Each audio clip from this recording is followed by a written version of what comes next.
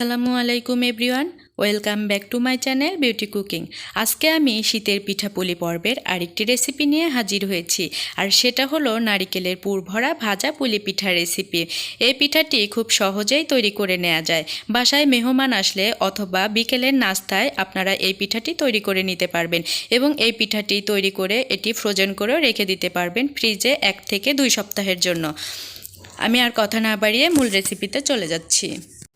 আমি এখানে মেজারমেন্ট কাপের 3 কাপ পানি গরম করে নিয়েছি এবং এর মধ্যে আমি পরিমাণ মতো লবণ দিয়ে 1.5 কাপ চাউলের গুঁড়া দিয়ে দিচ্ছি।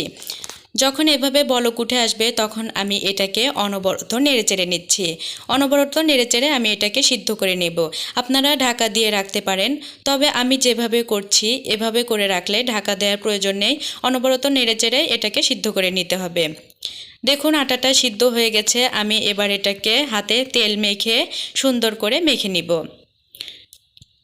দেখুন আমি আটাটাকে মেখে নিচ্ছি। আমি 5 থেকে 6 মিনিটের মতো আটাটাকে খুব ভালো করে মেখে নিয়েছি। এটা মেখে নেওয়া শেষ হয়েছে। এবার আমি এটাকে ঢাকা দিয়ে পুরটাকে রেডি করে নিব। পুরটাকে রেডি করার জন্য আমি এখানে মেজারমেন্ট কাপের 2 কাপ নারিকেল কোড়া নিয়েছি এবং 1 কাপ গুড় নিয়েছি। নেওয়ার পর আমি খুব ভালোভাবে হাতের সাহায্যে এটাকে মেখে নিয়েছি।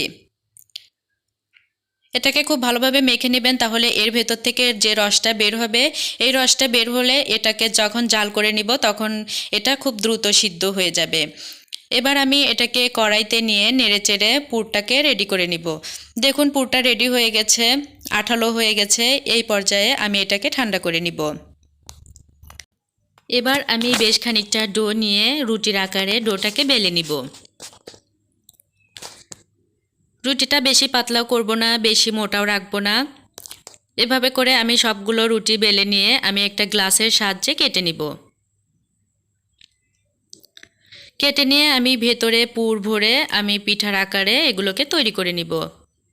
দেখুন আমার একটা পিঠা হয়ে গেছে। আমি এভাবে করে আরেকটি পিঠা তৈরি করে নিব। এবার পিঠাগুলোকে আপনারা আপনাদের পছন্দ মতো সাজিয়ে নিতে পারবেন। কাঁটা চামচের সাহায্যে অথবা হাত দিয়ে আপনারা পিঠাটাকে করতে পারবেন। দেখুন আমি বিভিন্ন ধরনের পিঠা তৈরি করেছি। এবার আমি পিঠাগুলোকে ভেজে নিব। এর জন্য আমি একটা ফ্রাই প্যানে তেল দিয়ে দিয়েছি। তেলটা যখন গরম হয়ে গেছে তখন আমি এর মধ্যে পিঠাগুলো দিয়ে দিচ্ছি।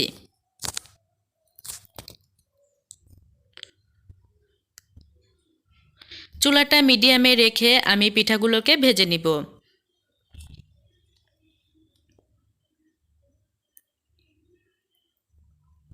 এভাবে করে আমি সবগুলো পিঠা ভেজে নিচ্ছি। দেখুন তৈরি হয়ে গেল অসম্ভব মজাদার পুলি পিঠা রেসিপিটি। আশা করছি আজকের পিঠা রেসিপিটি ভালো লেগেছে।